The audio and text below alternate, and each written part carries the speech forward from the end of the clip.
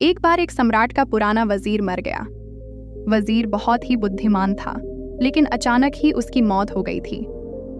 तो अब नए वजीर की खोजबीन शुरू कर दी गई। साम्राज्य बहुत बड़ा था, इसीलिए उसे संभालने के लिए एक बहुत ही बुद्धिमान और दूर की सोच रखने वाले वजीर का होना भी बहुत ही जरूरी था। पूरे राज्य में सबसे बुद्धिमान और समझदार व्यक्ति की खोज शुरू कर दी गई। इसके लिए पूरे राज्य में तरह तरह की परीक्षाएं आयोजित की गई और पूरे राज्य भर से विभिन्न समझदार और विचारशील व्यक्तियों को छांटा गया और फिर आगे उनकी और भी मुश्किल परीक्षाएं ली गई और अंततः केवल 3 चुने हुए व्यक्तियों को राजधानी लाया गया ताकि सम्राट उनकी अंतिम परीक्षा ले सके।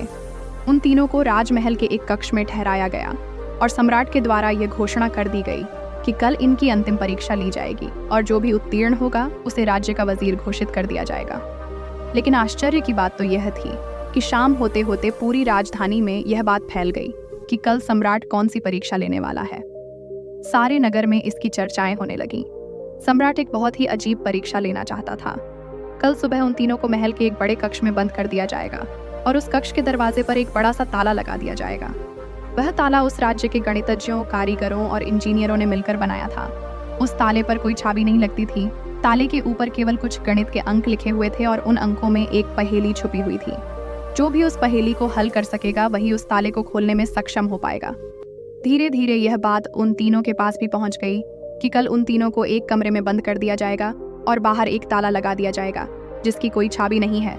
बस उस ताले के ऊपर कुछ गणित के अंक खुदे हुए हैं जिनमें एक पहेली छुपी हुई है। तीनों में से जो भी उन अंकों का प्रयोग करके उनके पीछे छुपी पहेली को हल कर लेगा और पहले दरवाजा खोलकर कमरे से बाहर आ जाएगा, उसे ही वजीर बना दिया जाएगा। ये सुनते ही उन तीनों में से 2 तो बाजार की तरफ भागे और तालों से संबंधित गणित के विषय में जो भी किताबें मिल सकती थीं वह सब ले आए और उनका अध्ययन करने लगे।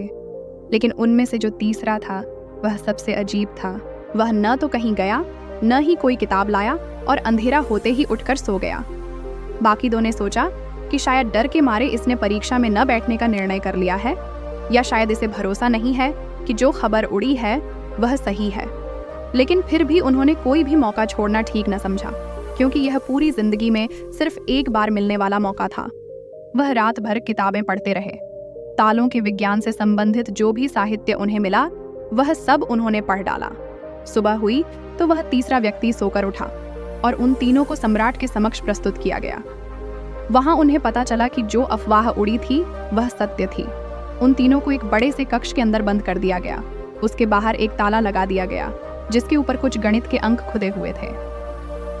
सम्राट ने कहा, तुम तीनों में से जो भी इन अंकों में छुपी पहेली को हल कर लेगा वही दरवाजा खोल पाएगा, और जो दरवाजा खोलकर सबसे पहले मेरे पास आएगा मैं उसे अपना वजीर बना लूंगा।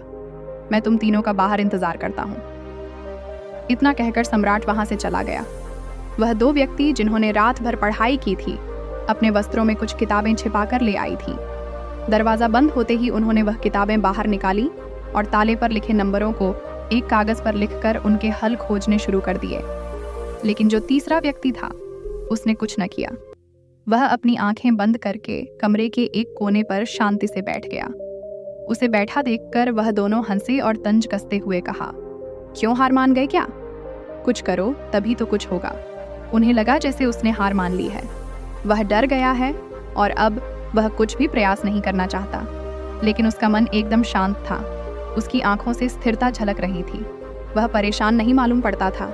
वह बैठा रहा। फिर अचानक उसे कुछ सूझा। वह उठकर दरवाजे के पास आया और धीरे से उसे धक्का दिया, और यह क्या, दरवाजा खुल गया। वह कमरे से बाहर चला गया, लेकिन वह दोनों व्यक्ति अपनी किताबों में ही डूबे रहे। उन्हें पता भी न चला कि वह तीसरा कमरे से बाहर जा चुका है। उन्हें तो पता ही तब चला जब सम्राट उस तीसरे व्यक्ति को लेकर अंदर आया और बोला, बंद करो अपनी किताबें। जिसे बाहर निकलना था वह तो कब का निकल चुका। ये देखकर वह दोनों दंग रह गए और पूछा, आखिर तुम बाहर कैसे निकले? सम्राट ने कहा, ताला तो लगाया ही नहीं गया था, क्योंकि बंद ताले को तो खोला जा सकता है, लेकिन जो ताला लगाया ही न गया हो उसे कैसे खोलोगे? यह आदमी तुम तीनों में सबसे ज्यादा समझदार है, क्योंकि इसने समझदारी का पहला परिचय दिया। इसने ताले पर लिखे अंकों को हल करने से पहले यह जानने का प्रयास किया कि आखिर ताला लगा भी है या नहीं। वही आदमी असल में सबसे ज्यादा समझदार है, जो किसी भी समस्या को हल करने से पहले यह देख ले कि जिसे वह हल करने जा रहा है वह असल में समस्या है भी या नहीं। तो यह आदमी हमारे राज्य का सबसे समझदार व्यक्ति है। हम इसे अपना वजीर नियुक्त करते हैं। तो दोस्तों, इस कहानी से सीखने वाली बात यही है कि जब भी हमें लगे कि हमारे सामने कोई बड़ी समस्या है, तो जल्दबाजी में घबराकर उस समस्या का समाधान खोजने की बजाय हमें ठंडे दिमाग से यह सोचना चाहिए कि जिसे मैं समस्या समझ रहा हूँ वह असल में समस्या है भी या नहीं, या असल समस्या कुछ और ही है जो अभी मुझे दिखाई नहीं दे रही।